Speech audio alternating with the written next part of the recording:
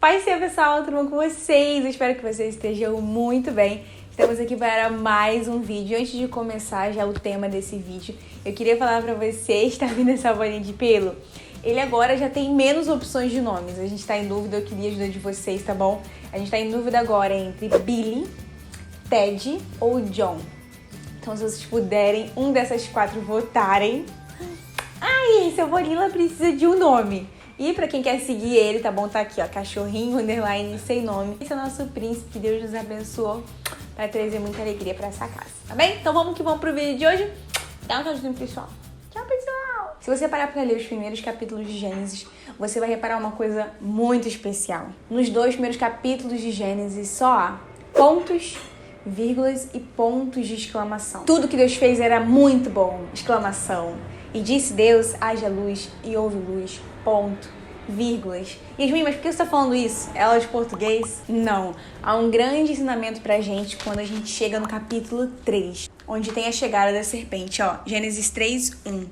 A serpente era o mais astuto de todos os animais selvagens que o Senhor Deus havia criado. Certa vez ela perguntou à mulher: Deus realmente disse que vocês não devem comer do fruto de nenhuma das árvores do jardim? O primeiro ponto de interrogação da história chega com a chegada da serpente, porque realmente nos faz entender uma confirmação do que tá lá em 2 Coríntios 1:20, ó. Pois todas as promessas de Deus se cumpriram em Cristo com um alto e claro sim. Em outras traduções diz que nele, em Jesus, está o sim e o amém. Em outras palavras diz também, né, que a palavra do servo de Deus tem que ser sim, sim e não, não. O que passar disso é precedência maligna.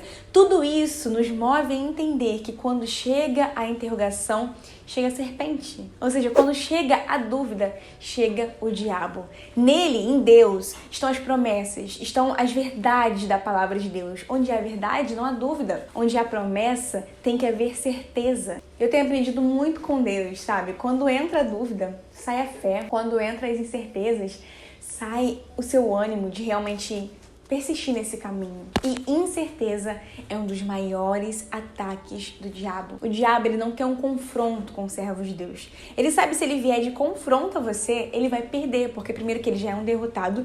A Bíblia diz que Jesus já destronou Satanás, ele já foi destronado, ele brame como leão, ele mostra que é o leão, ele faz você achar que ele é leão, mas na verdade ele não, porque realmente o verdadeiro leão da tribo de Judá fez ele correr, morrendo, ressuscitando, trazendo pra nós essas bênçãos da cruz. Então ele não quer um confronto direto com você, ele sabe que aquele que tá com você é maior do que ele.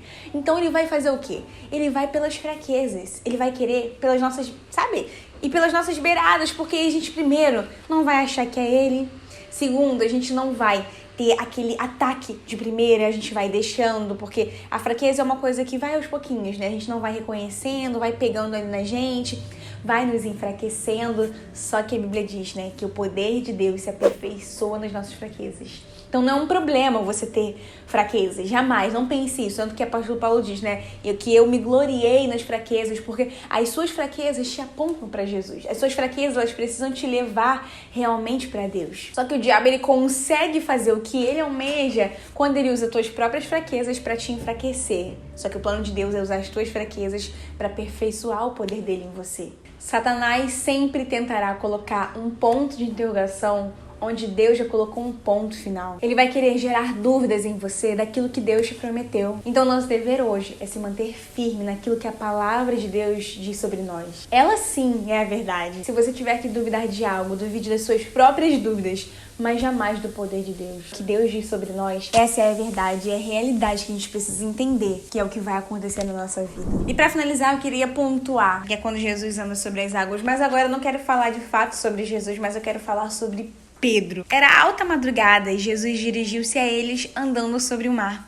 Quando o viram andando sobre o mar, ficaram aterrorizados e disseram: é um fantasma! E gritaram de medo. Mas Jesus imediatamente lhes disse: coragem, sou eu, não tenham medo. Senhor, disse Pedro, se és tu, manda-me ir ao teu encontro por sobre as águas. Venha, respondeu ele. Então Pedro saiu do barco, andou sobre as águas e foi na direção de Jesus. Até então a gente reconhece que quando Pedro ele anda sobre as águas, ele está andando sobre a palavra do Senhor. E a palavra do Senhor é uma rocha firme. É por isso que ele não afunda, mesmo as águas, né? Normalmente seria para você afundar. Mas quando Pedro anda sobre a palavra, ele está ali firme naquela direção. Ele estava ali sobre a palavra do Senhor. Mas, no versículo 30, quando reparou no vento, ficou com medo e começando a afundar, gritou: Senhor, salva-me. Imediatamente Jesus estendeu a mão e o segurou. Pedro começa a andar sobre as águas e ele tá lá, firme e forte, andando sobre as águas, andando sobre a palavra do Senhor. Mas ele começa a reparar o quê? Ele começa a reparar no vento. E quando ele repara no vento, entra o quê? Com certeza entra uma interrogação no coração dele. Eu não sei o que passou pela cabeça dele, mas pode ter. Como é que eu tô andando sobre as águas? Ou esse vento, ele vai me fazer afundar? Porque, na verdade, o medo de Pedro não era o vento, né? O medo de Pedro era o afundar. Então, quando ele também anda sobre as águas, ele estava andando, sabe, por cima daquele medo que ele tinha. Quando Jesus diz, vem Pedro, ali um ponto de exclamação, ou um ponto final, não sei, mas é um ponto, ele venha, acabou, é só você vir. Mas quando Pedro, ele olha para o vento, entra com certeza no coração dele um ponto de interrogação. Entra um, será que de fato vai dar? Será que de fato eu vou conseguir chegar até Jesus? Eu vou afundar aqui. Então acho que o maior problema das nossas vidas, eu incluo a mim também, porque essa palavra veio muito forte no meu coração, é realmente conseguir tirar essas interrogações que Satanás tenta colocar todos os dias pra gente. É quando a gente acorda, a gente fala: será que eu vou conseguir vencer mais um dia? Será que eu vou conseguir trabalhar e eu vou conseguir chegar em casa de volta? Será que eu vou ter como dar para os meus filhos um alimento? Será que eu vou conseguir passar nessa prova? Será que um dia eu vou casar? Todos os dias, eu acho que a coisa maior que a gente precisa vencer são as interrogações que Satanás tentam colocar naquilo que Deus já colocou um ponto. Jesus em nenhum momento diz: Pedro, tenta vir. Pedro, será que você vai conseguir vir até mim? Ou assim, Pedro, você consegue vir até mim? Não, com Jesus não havia interrogações, a não ser quando ele queria, claro, né? Ele usava muito de perguntas para conseguir extrair a fé das pessoas, fazê-las refletir.